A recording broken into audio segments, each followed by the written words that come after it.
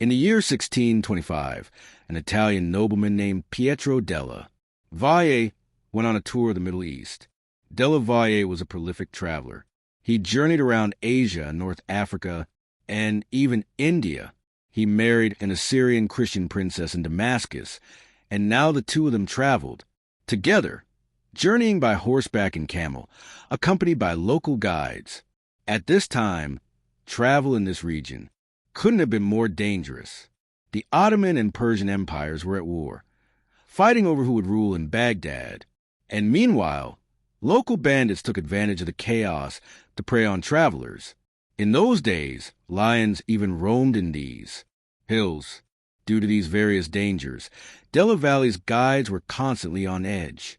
It was June the 18th, 1625, when they spotted a distant group of tribesmen on the horizon. Their guides decided that they might be in danger and began to search for a place to hide. In the distance, they spotted the looming, massive series of enormous ruins, as Della Valle later wrote in his memoirs.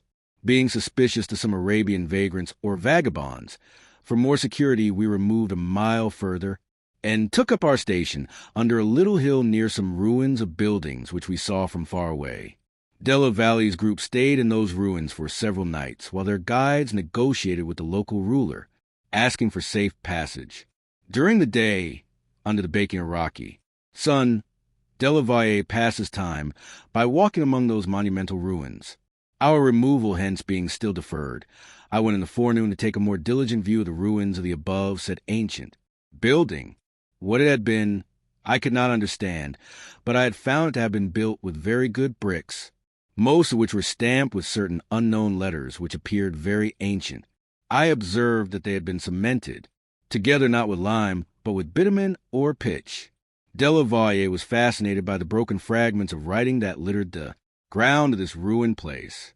He explored further and wrote down some of the symbols that he saw again and again stamped into the stones and pieces of clay brick.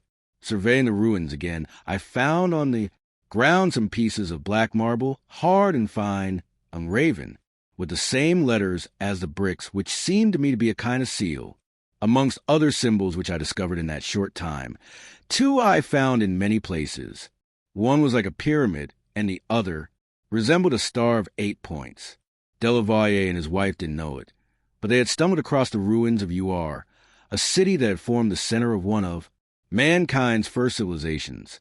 This society was known as Sumer, and it was where so much of the world we know today first began. Eventually, negotiations with the local leader fell apart, and Della Valle's guides no longer felt safe camp out therein. The ruins, they departed in the dead of night and fled to safety across the desert. In Della Valle's bags were a few of the clay tablets that it found scattered around the ruins of Ur. These would be the first examples ever seen in Europe of a language that had been dead and forgotten for thousands of years. All the way home, Della Valle must have turned those tablets over in his hands, gazed at their mysterious ancient symbols. He must have wondered to himself who had built those enormous mounds of brick and earth. All alone out there in the middle of the desert, what did the symbols on those broken pieces of clay mean? And if such a great city had once stood there, what in all the world could have happened to it?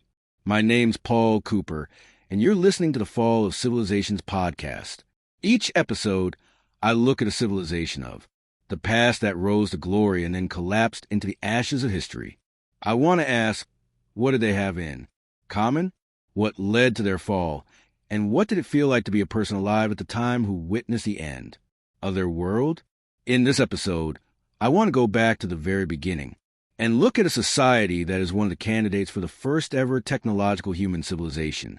These are the people of Sumer, who we call the Sumerians. I want to show how, over the course of millennia, the Sumerians would build a society that would form the blueprint for all that followed after. I want to show how they rose to invent writing, mathematics, and the wheel, and built the largest cities that humanity had ever seen. I want to explore what happened to cause their final and devastating collapse. In the highlands of southeastern Turkey, a range of snow-topped limestone peaks rise over 3,000 meters above the flat plains beneath. These are the Taurus Mountains. The mountains of Turkey rise so sharply that rain clouds find it difficult to pass over them. Instead, these clouds pool in their hollows and valleys and give these hills an exceptionally high rate of annual rainfall. In spring and summer, the warm air means that the clouds are even denser, and violent thunderstorms rock these mountains too, echoing of the stones of the valleys. As a result, this is a landscape shaped by water. The steep sides of the Taurus Mountains have been eroded to form streams and waterfalls, while underground, rivers have cut into the rock and hollowed out some of the largest caves in Asia. Just as it has shaped the rocks, water has also shaped the beliefs of this region's people. The name of these mountains, Taurus, comes from the Latin word for bull, and the reason for this isn't hard to see. Temples have been unearthed all across these mountains, decorated with terracotta statues of bulls. Since ancient times, the people who lived here worshipped the storm god Tezhub. They believed he rode on the back of a bull, perhaps because the sound of the thunderstorms reminded them of the thumping of enormous hooves. Accompanied with the cracking and booming of these thunderstorms, these heavy spring rains drain into streams and join rivers already flowing down from the snowy mountain passes of Armenia. Soon, these small rivers join together and flow down from the mountains and out onto the wide, flat plains beneath in two great majestic watercourses that run together in near parallel for nearly 2,000 kilometers. The vast floodplain of these rivers is today the land we call Iraq. In Arabic, this area is called Bilad, Al-Rafadain, the land of the two rivers.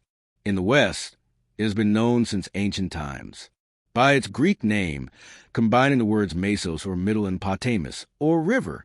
Mesopotamia, the land between the rivers. These two great waterways are known as the Tigris and the Euphrates.